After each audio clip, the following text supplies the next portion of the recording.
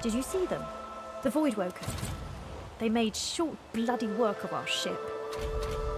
Not telling if there are more ashore, and I doubt that voice will save any of us again.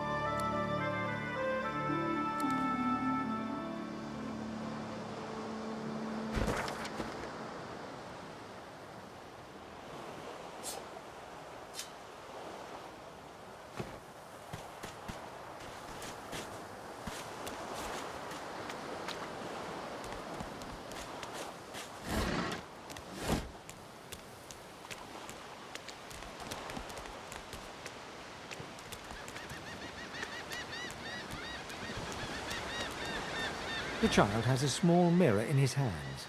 He holds it up at angles, inspecting his eyes, his chin, the crown of his head. He spots you, and his arms snap to his sides. I'm not supposed to talk to strangers. He shrugs and continues the game with the mirror, inspecting inside his nostrils and around the back of his knees.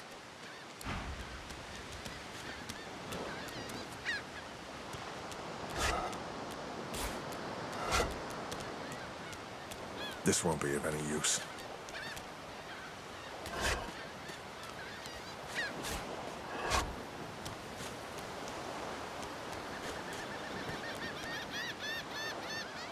I thought the Order would get rid of any trace of the old Source King.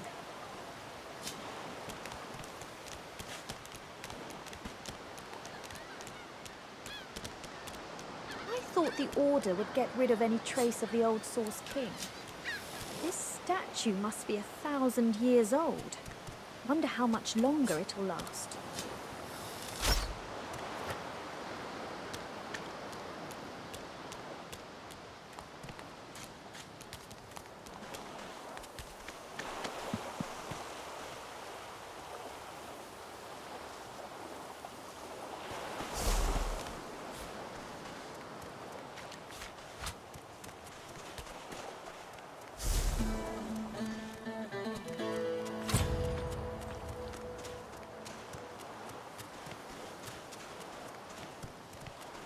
Voidwoken.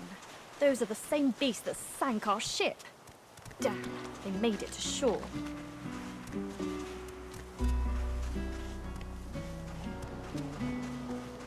Look here, Quercus. Another giant. My word, this blasted isle is teeming with them. Was that? Yes, I did see how it managed to survive an attack by the Great Acorn's servants. Impressive, just as you say. But that is no reason to trust it. Giants like that destroyed our forests. They are the very reason the Great Acorn is returning in all its wrath. What? Dear me, have you taken leave of all 6 of your senses? You would have me use this giant for a shield? Why would I... Oh, but I see. You are a cunning devil, Quercus. Of course. If it escaped the Great Acorn's vile servants, it can do so again. We need only follow in its big, wide shadow and be safe.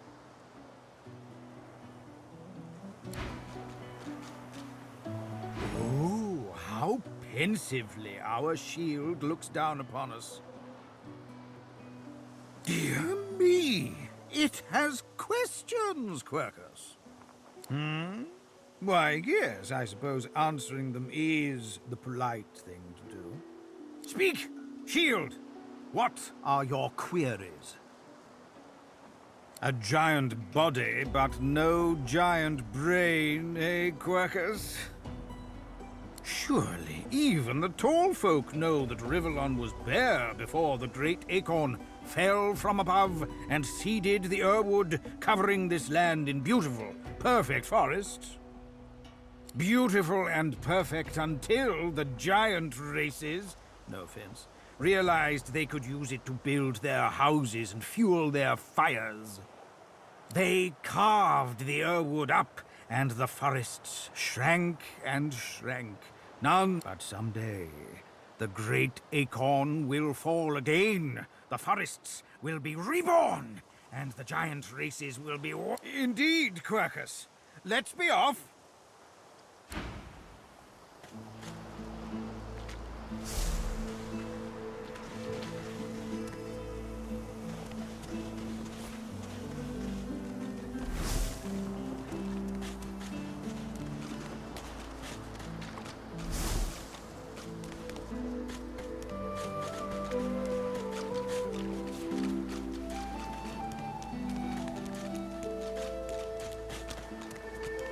You spot a strange lizard gazing over the water with a steady, malcontent stare. His skin is of a bright, blood-red color. Could he be... Yes, you recognize him from the ship. It would seem you're not the only one who survived the tentacles of the deep.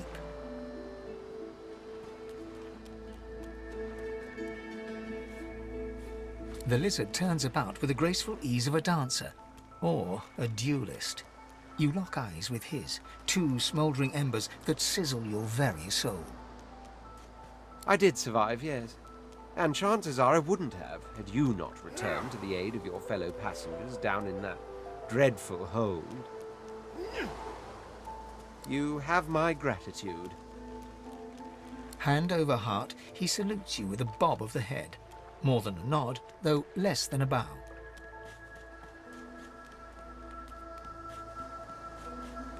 Yes, I'm sure you've all the makings of a hero and all that, but let's not get carried away, shall we? Nevertheless, one good turn does deserve another, so as far as the whole slave business is concerned, let's just forget about it. You may as well have your freedom. Now then, if there's nothing further... I'm sure I don't mean to sound condescending, but I had thought it quite self-evident I was gazing out over the waves. He sighs dramatically. Tell me, what do you see when you cast your glance over this ocean? Touché. He looks out over the water once more, and so do you. A few tranquil moments pass as the waves lap against your thoughts. As for myself, when I consider this vast expanse before us, I see an empire.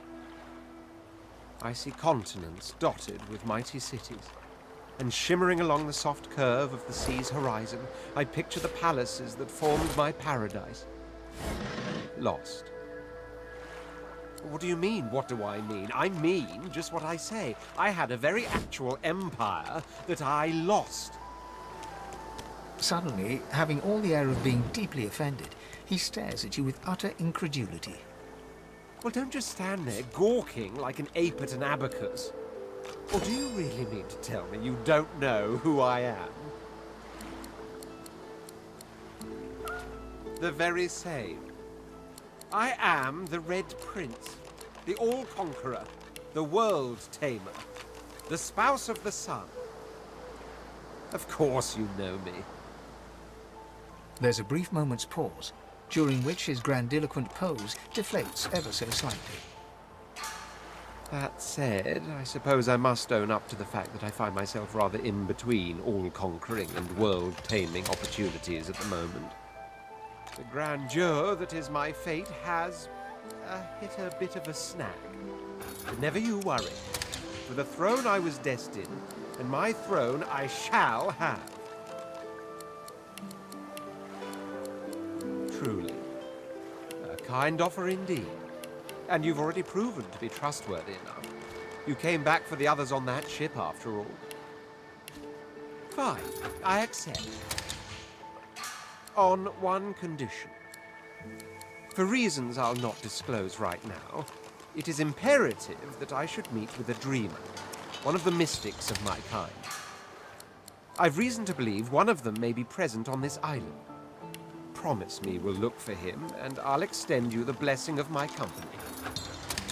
Jolly good.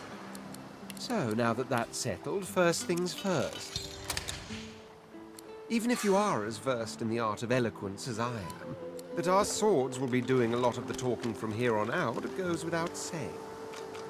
As a born fighter, I prefer the perfection of the blade myself.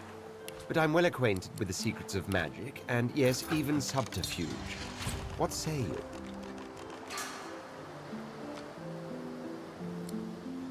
Very well. Onwards then to victory or death. The Red Prince nods and gives you a smile that wavers ever so delicately between courtesy and contempt. Now, as you're aware, you'll be traveling with a prince.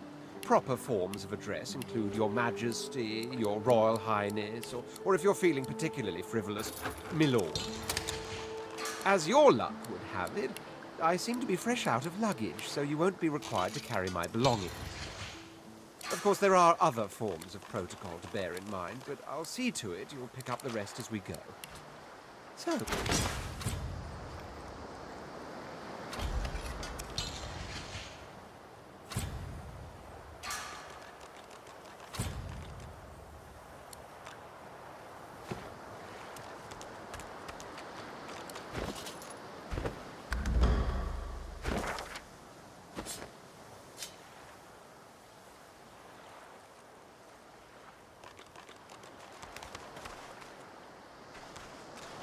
Yes, by all means, let us partake in the art of conversation.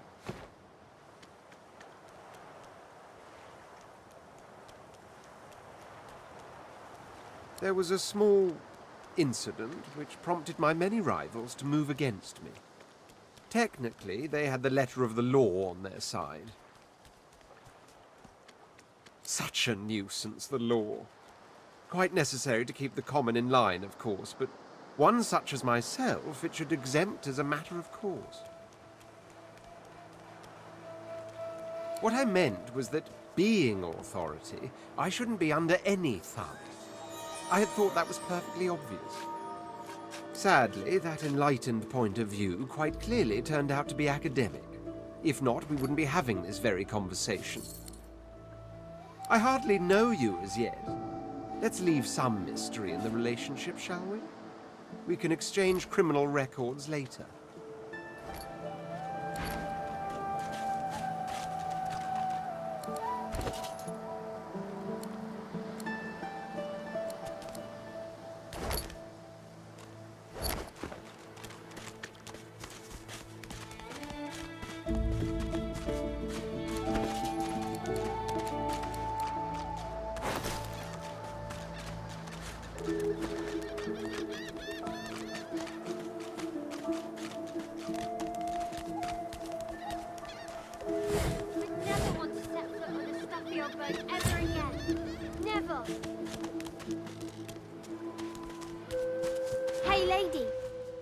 Nicer here than that stinking boat, huh? I'm sure glad you went back to save the others. Saw one of them wringing out their tunic at the shore a few hours ago. Say hi for me. Ooh, that's a pretty one.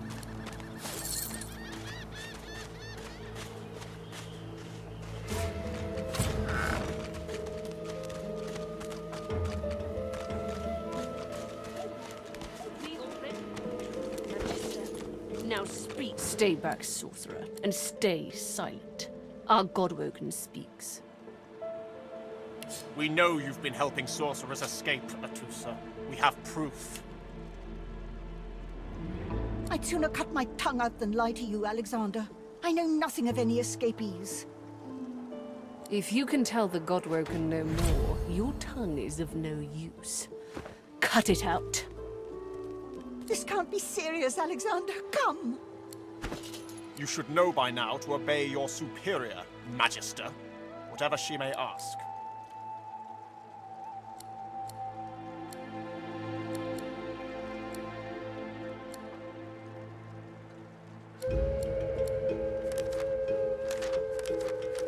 Stay silent, you! Atusa pinches the tip of her tongue with 2 fingers and brings her dagger to its root. Her eyes squeeze shut. Drops of blood form against the dagger's edge and quickly fall to the ground. She groans. Stop! My father, may his soul rest in peace, would be disappointed in you, Atusa. To think you would lie to his only son, your bishop, and your friend these many years.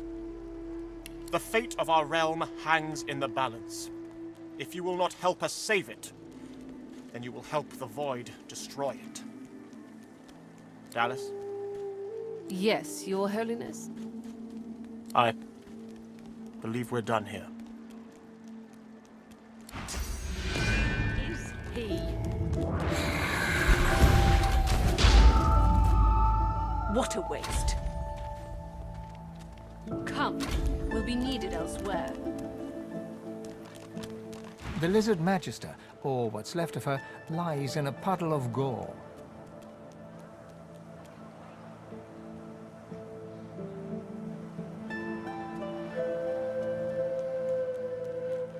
She was a lizard, yet a magister. No matter her reasons, her penalty was fair.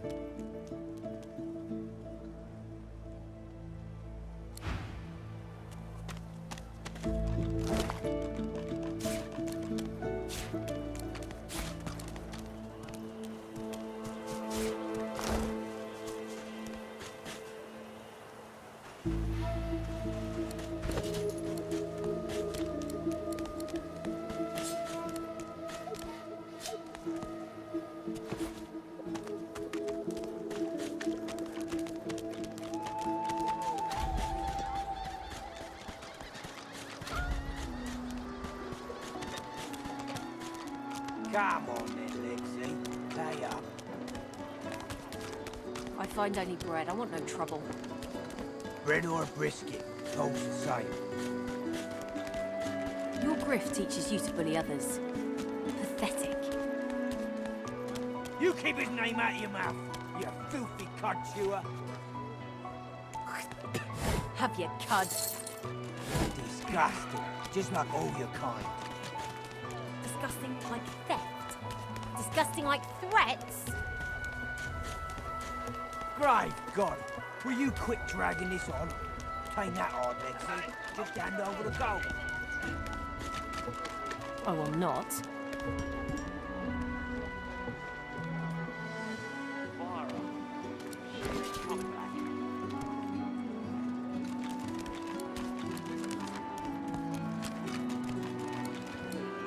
Come on then, Lexi. Pay up. I find only bread. I want no trouble. Bread or a brisket, toll's the same. Your grift teaches you to bully others. Pathetic.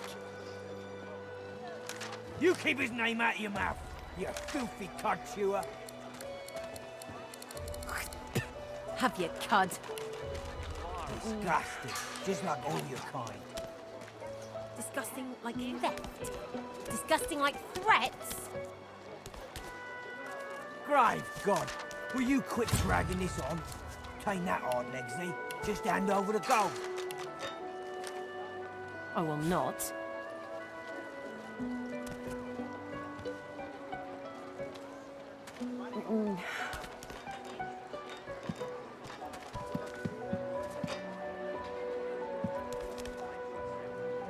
Come on then, Lexi.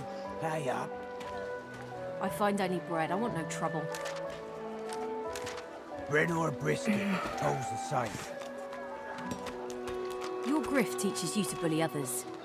Pathetic. You keep his name out of your mouth, you filthy cud chewer. Have your cud. Disgusting, just like all your kind. Disgusting like theft. Disgusting like threats. Great God, will you quit dragging this on? Ain't that hard, Lexi. Just hand over the gold. I will not. She's gone. Gone.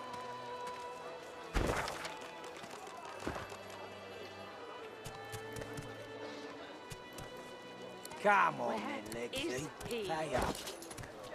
I find only bread. I want no trouble. Bread or a brisket, toll's the same.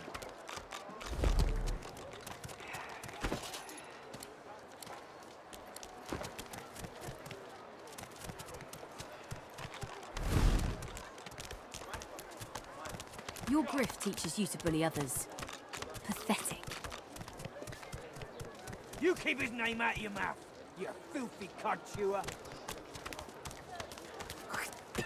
Have your cud.